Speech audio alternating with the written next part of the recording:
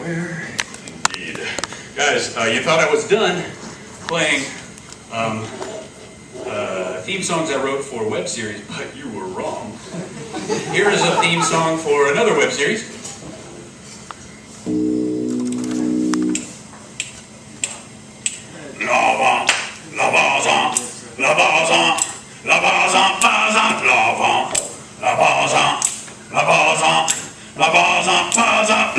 Comic geeks, the geeks that read the comic books.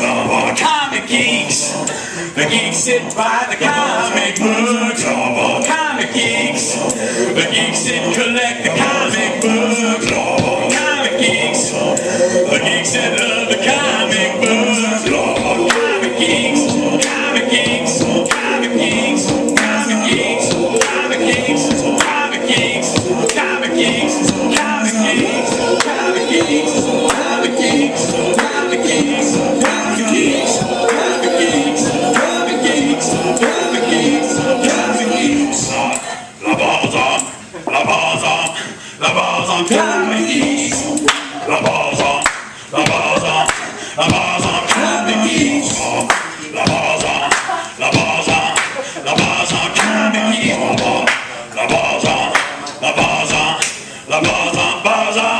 Thank you.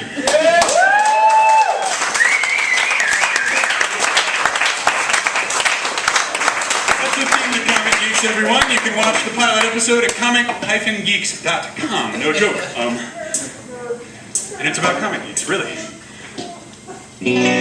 Once I had a pretty girl. Her name, it doesn't matter. She went away with another guy, but now he can't even look at her. This is a song by Del Shannon, everyone. Hands up to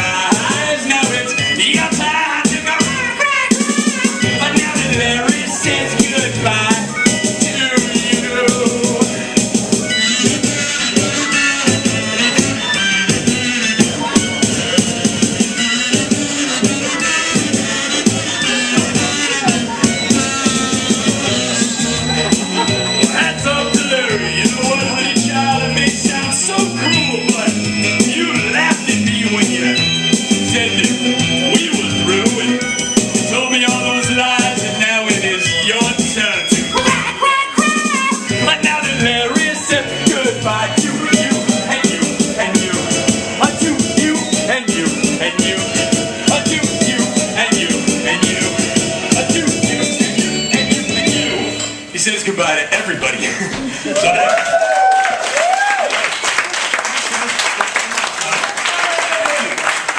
you, I appreciate it, guys.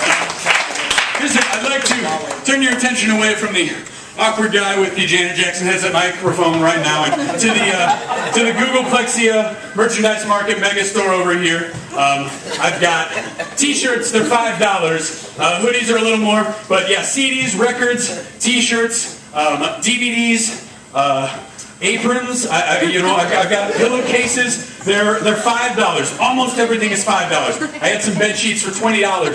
They went for that and more in Ypsilanti, Michigan just the other night. So you missed out. I'm sorry. Yeah, the bed sheets are gone. But I got pretty much everything else. I got free, buttons and stickers. Maybe even a tour poster or two left.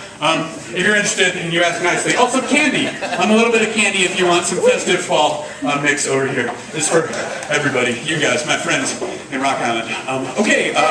Let's see. As to that, the DVD. It's a DVD of a tragicomic miniature opera that I co-wrote with my friend Paul. who performs as Lord of the Yum Yum. If you've ever seen him, he's out of Chicago. But he and I co-wrote this tragicomic miniature opera loosely based on The Old Man and the Sea by Ernest Hemingway. And this is a song from it. It's about an evil monster fish that lives in a faraway Canadian lake called the Sabrecanthe.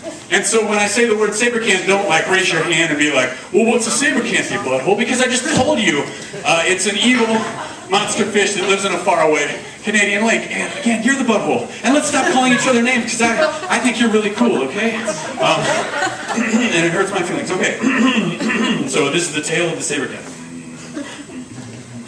Love lovers, we love tea. Oh, listen to the tale of the Sabrecanthe, the demon fish of Silver Lake, with fins like knives taking countless lives. Its fiery eyes make fearless men quake. A loten buttons eating tuppets a day. A loten buttons eat a tuppets a day.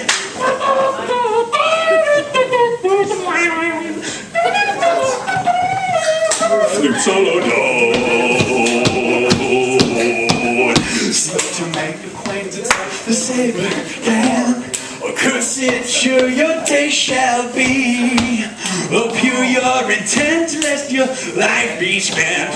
Threefold now comes the prophecy of the Sabrecanthe. First, a gift hewn of gold you receive. Second, your clothing wet becomes, totally wet becomes. Third, and final, transformation primal. The evil fish's curse its course has run. So, heed the dire legend of the Sabrecanthe, the demon fish of Silver Lake, with fins like knives taking countless lives. Its fiery eyes make fearless men quake. I said with fins like knives taking countless lives. So many lives you can never count them all. And its fiery eyes make fearless men quake.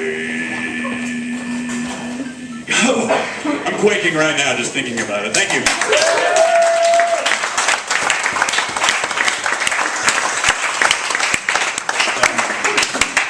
So you can see the, hey, I have a question. Who drives that beautiful yellow Volvo 240 station wagon out there? Oh, it's gorgeous. I park next to you. I drive a, well, I'm going to sing a song about my car just because you're here tonight, my friend, and thank you for bringing that piece of beauty this over to Rozz-Tox tonight.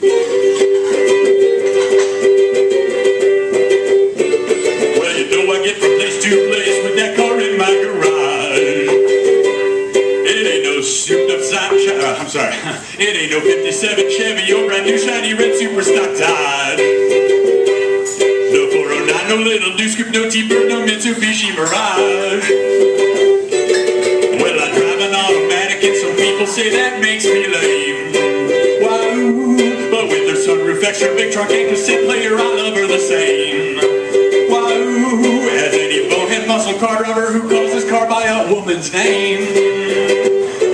Well, it's a 91 blue-green Bubba 240. It's a 91 blue-green Bubba 240. It's a 91 blue-green Bubba 240. Drives me where I go, and I'm not worried about crashing because I know that car is built like a tank.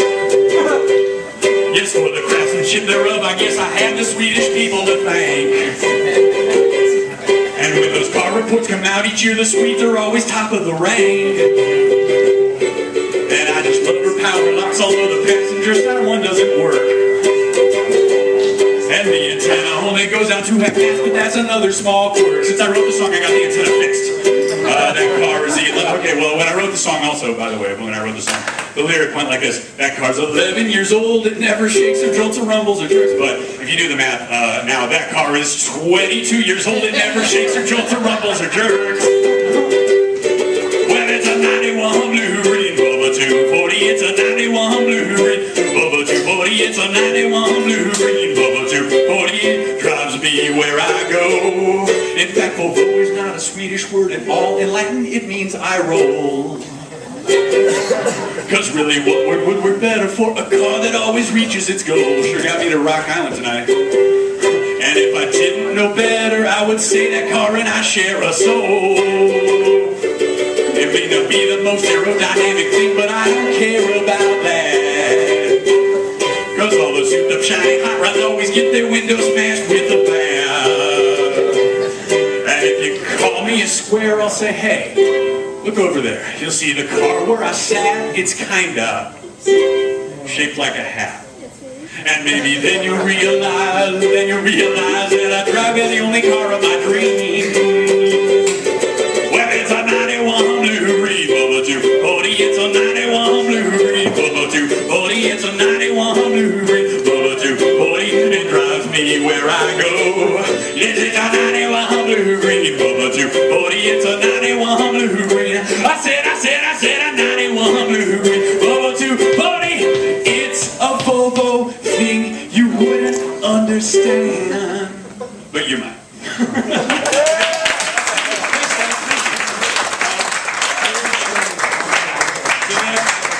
That was the last minute edition of the set because I saw that banana colored beauty out there. Okay, this is a sing-along. Not that any of my songs aren't necessarily. I mean, the second someone starts singing along, I guess it's sing-along. But this is a song about stealing your roommate's beer, and well, he's too drunk or passed out from drinking his own beer to notice. And my roommate's name, when I used to like to do this, was named Daniel. If you have a roommate against whom you do or did like to enact this particular form of theft, you should sing his or her name instead. But I'll be singing Daniel in the chorus, which goes like this. I'm gonna drink another one of Daniel's beers, cause he's asleep. I'm gonna drink another one of Daniel's beers, cause he's asleep, just like that. Okay.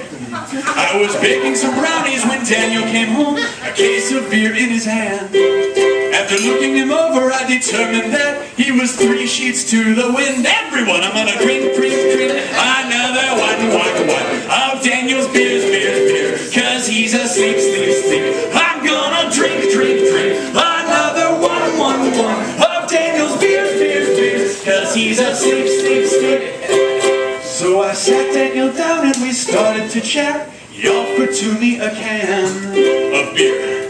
Before long it was clear Daniel was reaching his end, thank you. And he passed out on the, well, it's close enough for now, divan. So I'm gonna drink another one of Daniel's beers, cause he's asleep. I'm gonna drink another one of Daniel's beers, cause he's asleep. Now I normally drink cocktails, but when the beer's free, I take the advice of my doctor. What's he say? He told me don't hold back if complimentary are the pilsners, the ales, and the lagers. So I'm gonna drink another one of Daniel's beers, cause he's asleep. I'm gonna drink another one of Daniel's beers, cause he's asleep.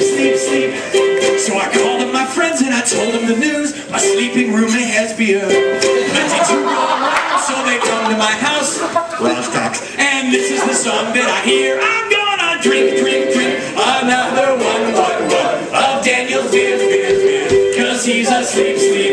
I'm gonna drink another one of Daniel's beers, cause he's asleep. Soon that Daniel woke up with a scowl on his face. He said, why leave me out of the fun? He motioned to the fridge, it's over there somewhere, as he started to laugh, and said, there's plenty more where that came from. So I'm gonna drink another one of Daniel's beers, cause he's asleep. I'm gonna drink another one of Daniel's beers, cause he's asleep. One more time, I'm gonna drink another one of Daniel's beers, cause he's asleep. I'm gonna drink another one of Daniel's beers.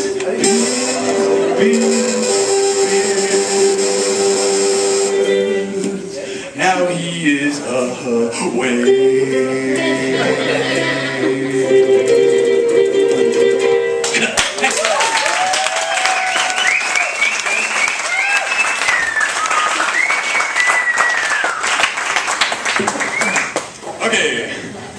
time. I just got a couple more guys. I think.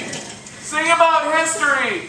Do you want to hear that? I wasn't going to do that tonight. Do you want to hear that? Okay, we'll do that then. I'll pick up the banjo later.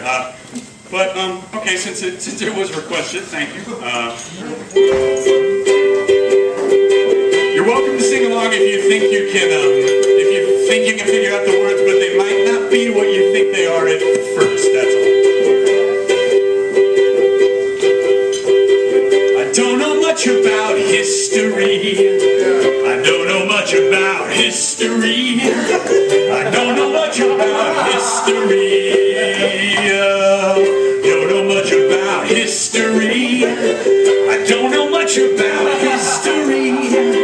I don't know much about history. I don't know much about history. I don't know much about history. I don't know much about history, baby. I don't know much about history. Said I don't know much about history, baby. Don't know much about history. Well, don't know much about history. I don't know much about history. I don't know much about history. I don't know much about history. I don't know much about history. I don't know much about history. I don't know much about history. Don't know much about history. All right, now sing along now. Sha la la la la, history. Oh yeah yeah yeah yeah, history. Oh my God, now that history. Holy shit, now you history. I don't know much about history. I don't know much about history. I don't know much about history. Don't know much about history.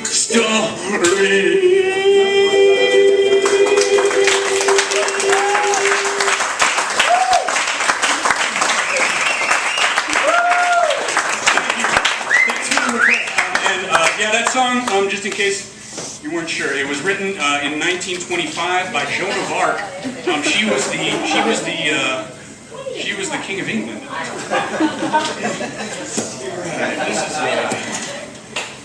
Okay, this song comes from a record I've got for sale. No wait, no, I'm gonna do something else.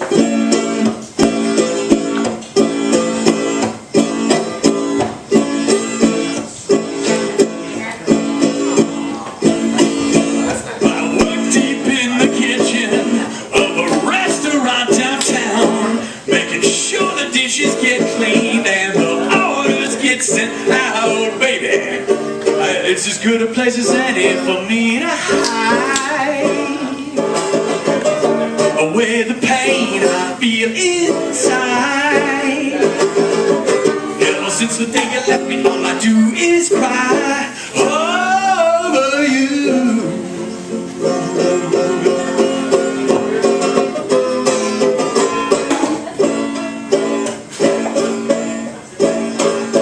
My co-workers, my bosses, they don't know the way I feel. Cause when I get to crying, I pick up that shiny steel. Listen now, I grab myself an onion, to the back I go.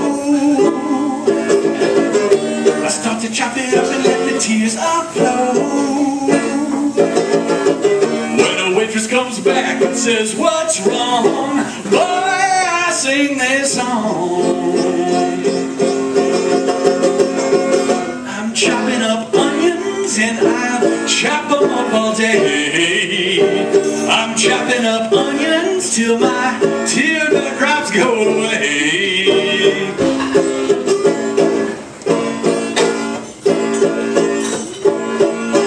I know the word these days is that a man is allowed to cry. I take no consolation and I can't explain just why. It feels good to turn the waterworks on, but if other folks see me, my pride is gone.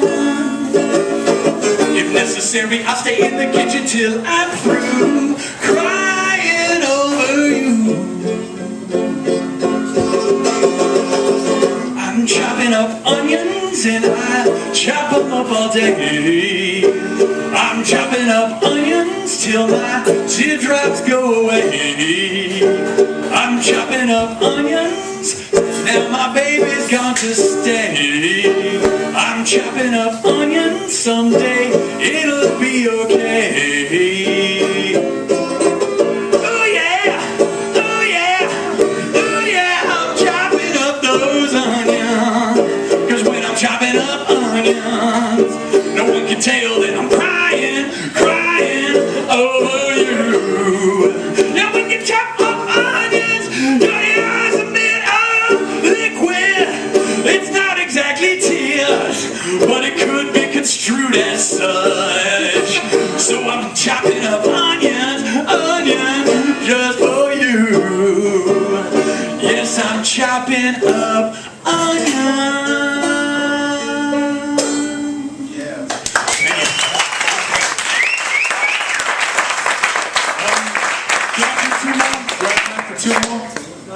Is that all right?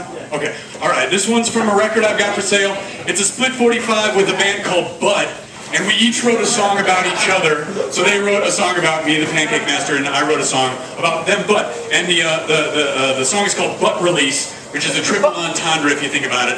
Because first of all, the song is about them getting out of prison, and second of all, Butt Release. And then second of all, it's a record. I released it. It's and Butt's on it. It's a Butt Release. And for the third meaning of Butt Release, you can use your imagination.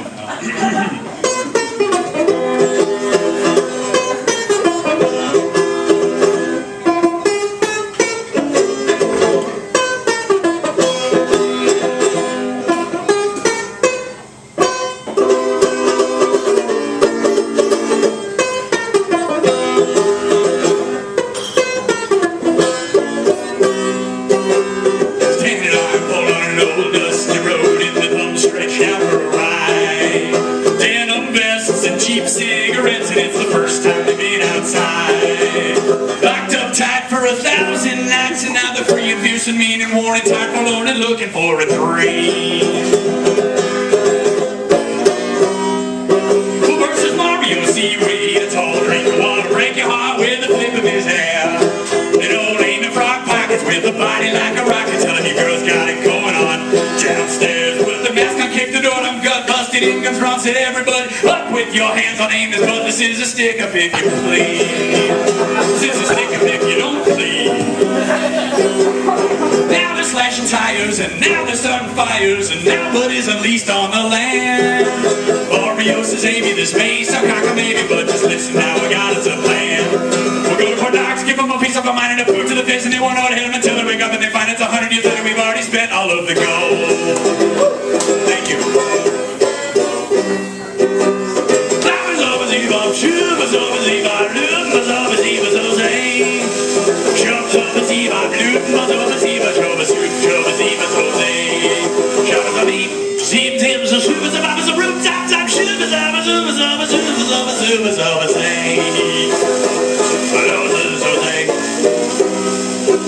But the plan went awry, Fort Knox was waiting just to see what Butt would do when they arrived.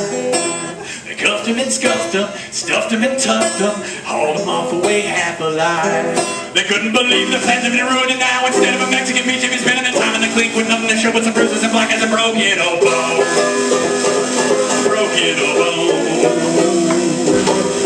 3 years later, talking good behavior, and the warden says, get out of my hair. Wondering what to do with all the free time that they have, because the back at the very first square. Signing a lease, shooting the geese, collecting the grease, all in one piece, they'll never cease to act like a priest, and call the police, turn their knees, it's time for love.